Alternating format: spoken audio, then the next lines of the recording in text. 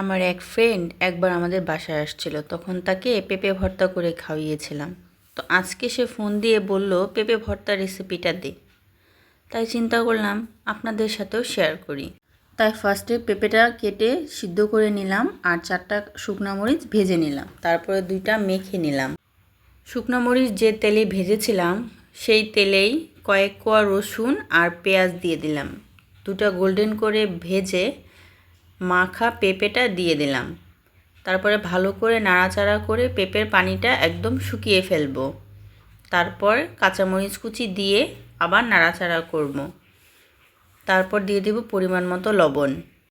তারপর একটু করে জিরা গুঁড়া, হলুদ গুঁড়া আর ধনিয়া গুঁড়া দিয়ে ভালো করে নাড়াচাড়া করে সব একসাথে মাখাবো।